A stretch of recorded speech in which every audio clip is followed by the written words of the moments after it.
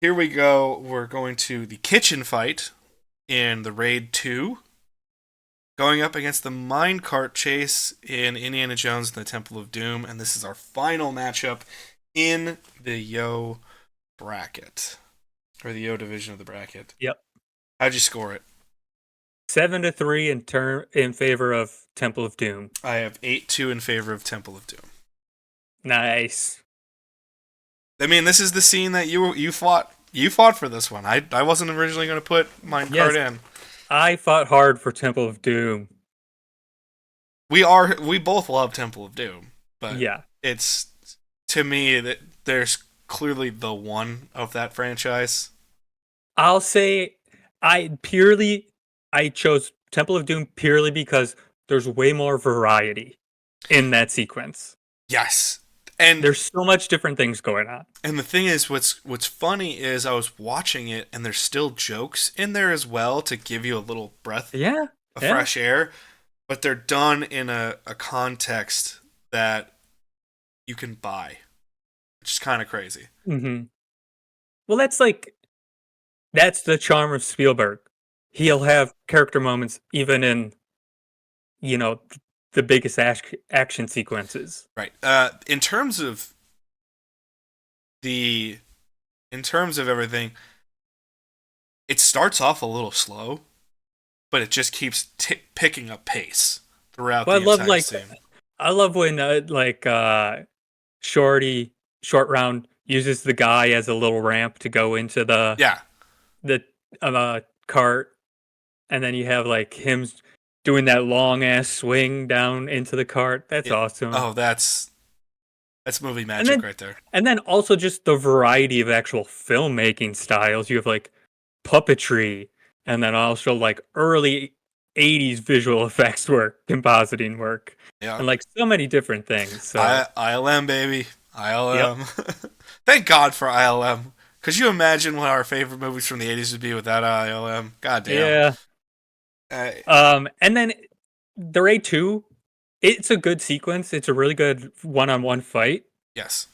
But again, my problem with it is they are taking so much damage. Yes. And it still goes on for so long. That's why I went 8-2. I think the cinematography in that is great, and I think there are moments that I think that fight needs to end right after they crash into all the wine collection. And it keeps going for another 3 minutes. And it's just, they keep going cut after cut after cut to each other.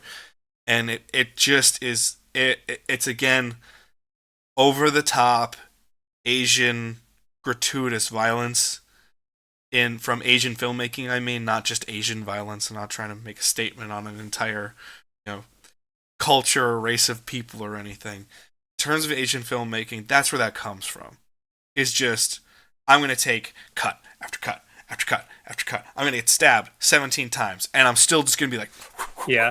And it's not that the villain of the sequence would have bled out easily in the sequence, and then our hero would have definitely died in terms of internal bleeding. Right. After that sequence, you would have been going, oh fuck, I need a hospital, dude. And that's inherently why I did that. I think I love the coverage where they zoom out a lot and they get the big stuff and they make you understand the scene and they bring you in tight. I like all the camera work in the kitchen fight from the Raid 2. I think that's truly great. The camera work, I think, is impeccable in it. And a lot of unique stuff happens in that. I love the crash through the window into the wine cooler and then taking out the entire wine collection. I think that's really fun and enjoyable and something different. You don't usually see that in an action sequence. I would have liked a little more object work. Yes. With the wine bottles or something, or because they're in a kitchen. There's so many weapons. There's so many weapons. So that would have been fun. I like the very beginning of the fight where it's kind of very Wesley versus Inigo in Princess Bride, where which we're going to talk about in the next round. Yeah, where they're sussing each other out a little bit at the beginning. Yeah, and then the actual fight starts. I like that. Yeah, it just goes on a little too long. It's gratuitous, and gratuitous is not always good. You have to balance. If you want to make a gratuitous fight scene where it's so clearly over the top, you need to A, have a tone that matches, or B, have a very damn good explanation and coverage for it. Because all action scenes that we have in this tournament, outside of a select few, they're all gratuitous, but they have something to them that makes it tangible. The tone matches, something happens. And when you're trying to give this action sequence something in which there's stakes, and the knife doesn't have any stakes if he gets cut 17 times. Yes, yeah, that's very true. Getting Yeah. stabbed would suck, obviously. But getting stabbed in the Raid 2 is different than getting stabbed in a different movie. Yeah. So it's one of those that's what takes it away from that. Again, nothing to the cinematography, the choreography. Yeah, Incredible. great choreography. Yeah. The shots are well done. The use of the kitchen, I think, could be more creative, but still pretty damn good, nonetheless. You get Jackie Chan in there, he'd be using every single item. Oh, exactly, and that's the thing is, but then you start going into, are we going a little too comedic if we take one of the pots that's on the burner already and hit someone over the head with it? That's fun. To me, I think that's where the Raid 2 is a perfect example of you need to have discipline when making a movie. Oh, it should be stated, I've not seen The Raid 2. Nor have I, but I've watched a couple scenes to try to get the tone. Where the reason you kind of want to go shorter sometimes is the impact is felt.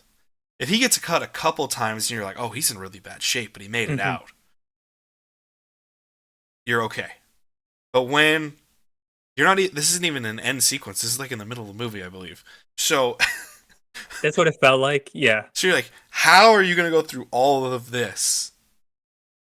Where even in John Wick, where it's super gratuitous, they make sure John gets damage, but nothing to the point where like, how the fuck is he going to come up from this shit? Yeah. Until the later movies, sure. Until 3 gets into that, 4 is obviously the worst with it. Like John Wick 2 does, I think, a perfect job of going, this man won't die. Yes. He can't die. But how the fuck is he going to keep doing this, So there's those motions of that. I just think there needs to be more discipline in the Raid 2.